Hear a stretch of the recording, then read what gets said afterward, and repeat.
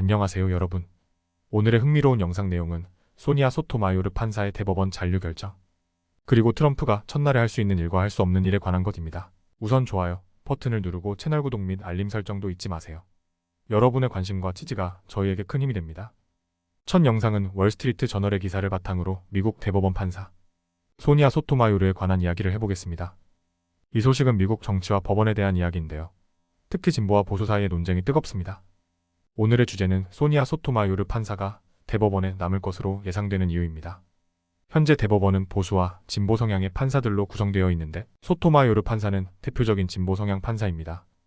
최근 정치권에서 그녀의 은퇴를 둘러싼 논쟁이 활발한데 그 이유와 배경을 함께 알아보겠습니다. 소니아 소토마요르 판사는 2009년 버락 오바마 대통령에 의해 임명된 후 현재까지 미국 대법원에서 활동 중인 진보 성향 판사 중 한 명입니다. 올해 70세가 된 그녀는 건강 상태도 좋고 앞으로도 대법원에서 자신의 역할을 계속할 계획이라고 합니다.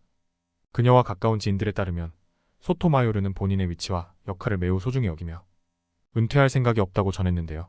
이 발언은 최근 일부 진보 성향의 활동가들이 그녀에게 은퇴를 요구한 것에 대한 반응으로 해석됩니다.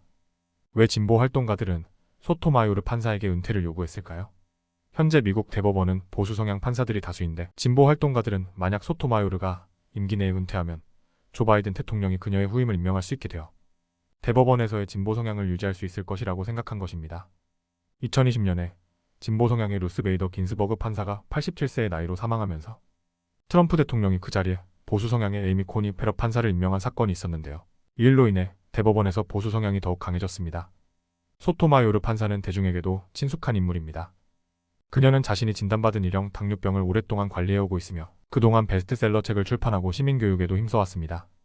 최근 여론조사에 따르면 소토마요르는 대법원 판사 중에서도 국민에게 호의적으로 인식되고 있는데요. 이러한 이유로 많은 이들은 그녀가 대법원에서 중요한 목소리를 계속 내주길 원하고 있습니다. 최근 미국에서는 판사의 건강과 정치적 상황에 따라 은퇴 시기를 정하는 것이 중요하다는 의견이 증가하고 있습니다. 이런 이유로 일부 보수 성향 판사들에게도 같은 요구가 제기되고 있는데요. 대표적으로 클래런스 토마스와 사뮤엘 얼리토 판사도 은퇴설이 돌고 있습니다. 이 두 판사는 70대 중반을 넘은 상황이지만 보수 진영은 그들의 자리를 지켜야 한다고 주장하고 있습니다. 오늘의 내용을 요약하자면 소니아 소토마요르 판사는 현재 은퇴할 계획이 없다고 알려져 있으며 대법원에서 진보 진영을 대표하는 중요한 목소리로 자리하고 있습니다. 진보와 보수 간의 논쟁이 뜨거운 가운데 앞으로도 그녀의 활동에 많은 이들의 관심이 집중될 것으로 보입니다. 다음 영상은 월스트리트 저널의 기사를 바탕으로 트럼프 대통령 당선자가 취임 첫날 계획 중인 정책과 그 배경에 대해 이야기해보겠습니다. 행정명령으로 바로 시행할 수 있는 것부터 법적 논란이 예상되는 부분까지 이번 영상에서 자세히 알아보겠습니다. 오늘의 주제는 트럼프 대통령 당선자의 취임 첫날 가능성과 한계입니다.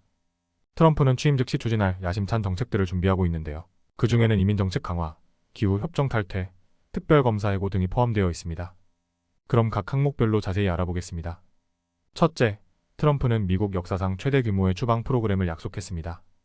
취임 첫날부터 불법 이민자에 대한 무관용 정책을 강화하고 멕시코에 머무르기 정책을 재도입해 망명 신청자가 미국 이민 법원에서 처리될 때까지 멕시코에 머물도록 하겠다고 밝혔습니다.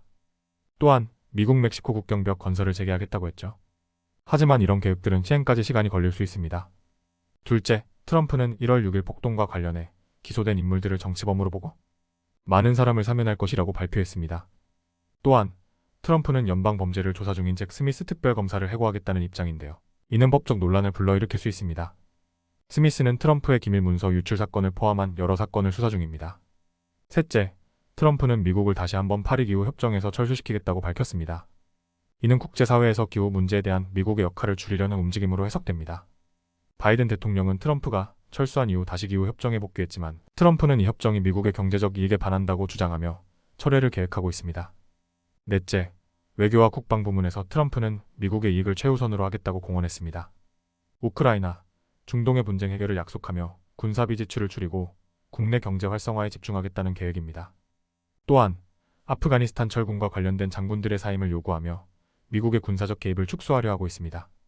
마지막으로 트럼프는 바이든 행정부가 도입한 트랜스젠더 학생 보호 정책을 철회하겠다고 밝혔습니다. 이는 트랜스젠더 학생들이 차별받지 않도록 한 타이틀 IX 조항을 없애려는 움직임으로 해석됩니다. 트럼프 대통령 당선자는 이번 취임을 통해 다양한 분야에서 큰 변화를 예고하고 있습니다. 행정명령을 통해 신속하게 추진하려는 정책도 있지만 법적 도전과 사회적 논란을 피하기 어려운 부분도 많습니다. 오늘은 트럼프 대통령 당선자의 취임 첫날 정책 계획에 대해 알아보았습니다.